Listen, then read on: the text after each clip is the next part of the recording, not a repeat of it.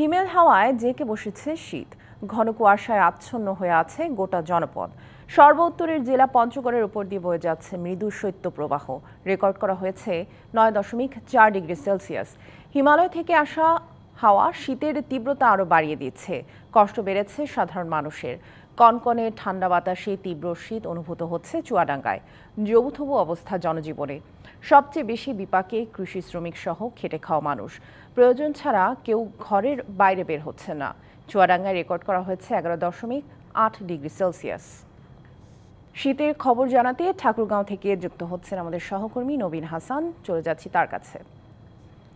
নবীন, ঠাকুরগাঁওয়ে আজকে সর্বনিম্ন তাপমাত্রা কত রেকর্ড করা হয়েছে জানাবেন, এবং সেই সাথে শ্রমজীবী মানুষের কি ধরনের দুর্ভোগ পোহাতে হচ্ছে, পাশাপাশি শীত বস্ত্র বিতরণের কোনো উদ্যোগ নেওয়া হয়েছে কিনা জানাবেন।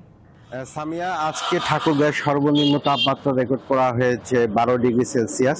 আমি গত 2-3 দিন ধরে লক্ষ্য করছি ঠাকুরগাঁয়ে যে শীত পরিস্থিতি কিছুটা উন্নতি হচ্ছে। দিনের বেলা সূর্য উঠছে এবং গত কয়েকদিন আগে যেমন ছিল যে ঘন কুয়াশায় ঢাকা থাকতো পুরো জেলা, এখন কিন্তু সেই কুয়াশাকে আমরা কয়েকদিন ধরে দেখতে পাচ্ছি না। আমরা কয়েকদিন ধরেই দেখছি, 4 দিন ধরে দেখছি যে সকাল সকাল সূর্য উঠছে এবং দিনের বেলা সূর্য যে উত্তাপ সেটা ছড়াচ্ছে। এর ফলে কিন্তু জনজীবনে কিছুটা স্বস্তি ফিরে এসেছে আমরা লক্ষ্য করছি।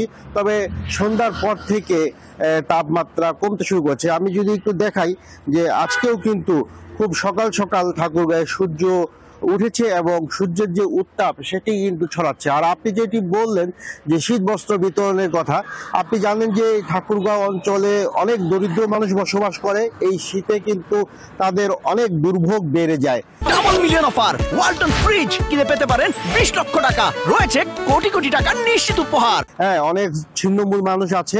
প্রতি বছর সরকার যে পরিমাণ শীত বস্ত্র বিতরণ করে সেটি কিন্তু খুবই কম। আমরা দেখেছি এবছরও কিন্তু জেলা প্রশাসক শীত বস্ত্র বিতরণ করছে বিভিন্ন এলাকাতে, কিন্তু অনেক এলাকার মানুষই দাবি করছে তারা কিন্তু শীত বস্ত্র পায়নি।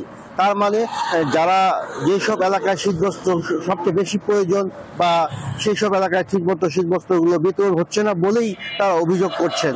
আর হলেও যে পরিমাণ শীতবস্ত্র চাহিদা সেই পরিমাণ চাহিদা তারা পাচ্ছে না। আর আরেকটু যদি বলি যে দুর্ভোগের কথা, যেহেতু এখানে শ্রমজীবী মানুষ আছে অনেক এবং তারা সকাল সকাল কাজের সন্ধানে যায়, এই শীতে কিন্তু তাদের দুর্ভোগটা বাড়ে এবং বিশেষ করে বৃদ্ধ ও শিশুদের দুর্ভোগ বাড়ে আমরা লক্ষ্য করছি। হাসপাতালগুলোতেও কিন্তু একই চিত্র, বৃদ্ধ শিশুদের রোগীর সংখ্যা বাড়ছে এবং ডায়রিয়া এবং নিউমোনিয়া রোগীর সংখ্যা বাড়ছে। এই বিষয়ে ঠাকুরগাঁও সিভিল সার্জন বলেছেন শিশু এবং বৃদ্ধদের যেন বিশেষ স্বাস্থ্য যত্ন নেওয়া হয়। সব মিলিয়ে সামিয়া, এই ছিল আমার কাছে শীতের সর্বশেষ খবর। নবীন, ধন্যবাদ আমাদের সাথে যুক্ত হওয়ার জন্য।